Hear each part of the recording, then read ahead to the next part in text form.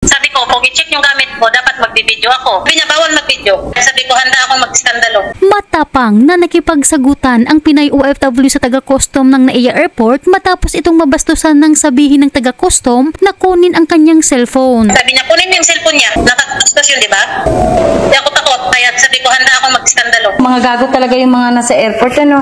Sino ba naman kasi ang hindi mababastusan mga kababayan? Biruin nyo, pagod na nga sa biyahe si kabayan, tapos pagdating sa Pilipinas, parang bata lang ito kung tratuhin ng isa sa taga-custom sa NAIA. Naharang kasi ang bagahe ni kabayan ng custom sa NAIA, na ayon sa kanya, binuksan di umano ang kanyang bagahe na balot ng plastic wrap. Day, binuksan, day. Wala nang plastic yung bag ko. Gumastos ako magparap doon.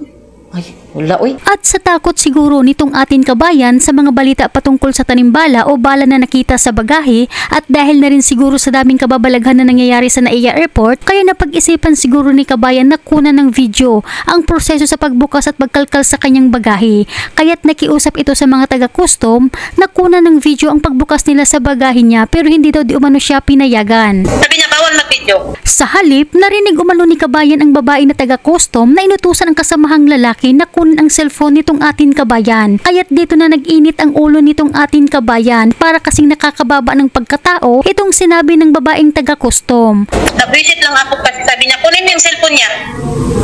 Sabing ganon? Nakakastos yun, di ba? Bastos. Di ako takot. Ano Wala sa... kang karapatan hawakan sabi, wala kang karapatan hawakan to. O kita mo, mga gago talaga yung mga nasa airport, ano? Sabi ko, kung kayo ang mag-check, mag-video ako. Papayag ako hindi mag-video, pero ako yung mag-alkal habang nakatingin kayo. Hindi ako papayag. Sabi ko, handa akong mag-skandalo. Natakot naman. Yun, tama lang yan. Di kumalma sila.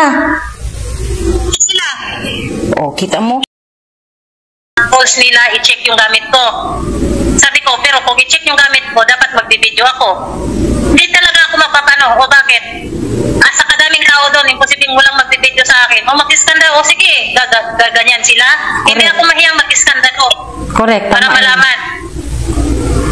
Pero nang bastos, hindi pwede. Sabi, wala kang karapatan hawakan to.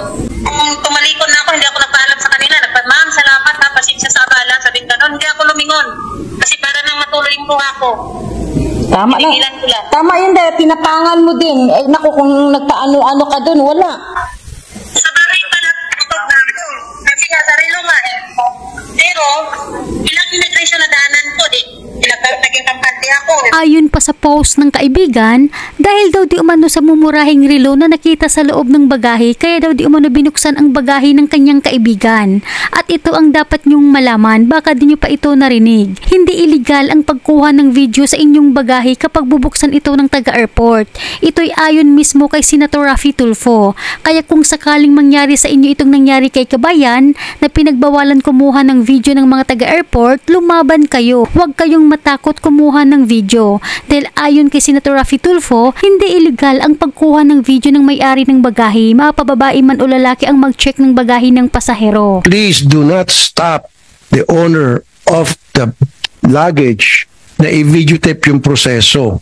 Yes, Wala the procedure akong is illegal doon. Yes, sir. We'll do it. Mag-video, karapatan niya i-video para masiguro na tama yung procedure ng pag-search ng kanyang bagahe.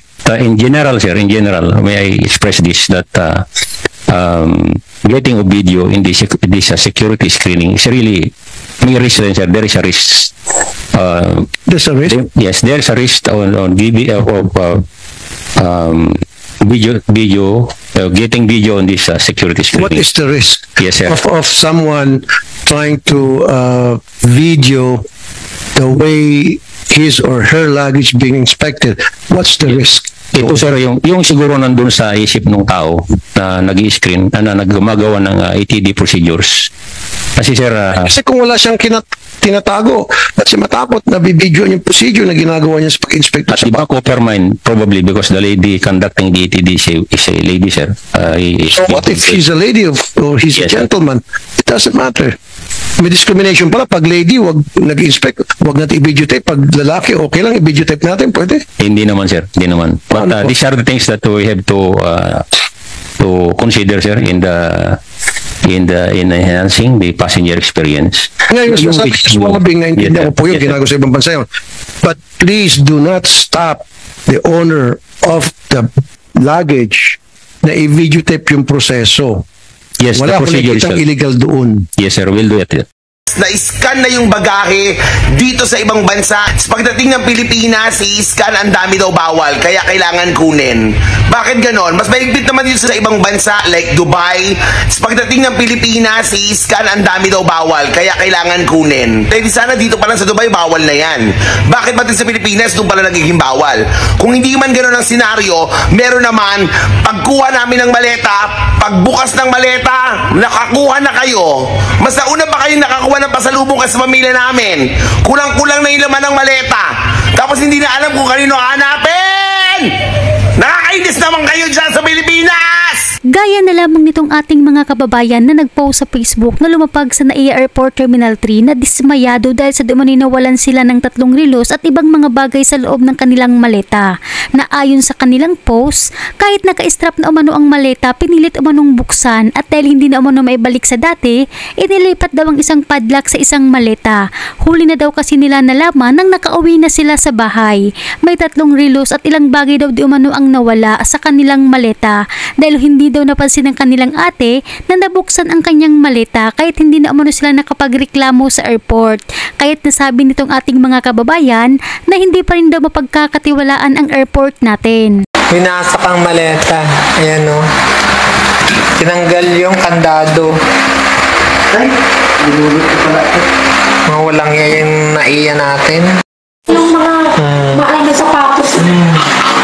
Wala na yung kandado. Dito, at saka si Bungo.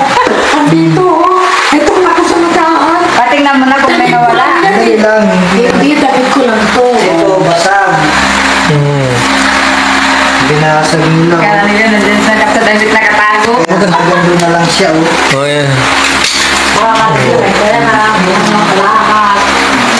Ay, x-ray naman yan eh. Nakikita naman nila. Pagdaling mo na ito. Winasak ang maleta.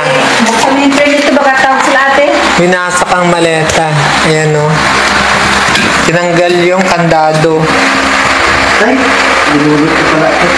Mga walang yung naiya natin. Kaya paalala po mga kababayan, manigurado kayo bago kayo lumabas sa airport, ugaliin yung i-check ng mabuti ang inyong mga bagahe. Tingnan nyo ang mga zipper at ang mga gilid ng bagahe dahil baka may nakatagong pinaglaslasan. Dahil alam naman natin na maraming kababalaghan sa airport natin. Hanggang dito na lamang po, mag-ingat po kayo palagi kung saan man kayo ngayon.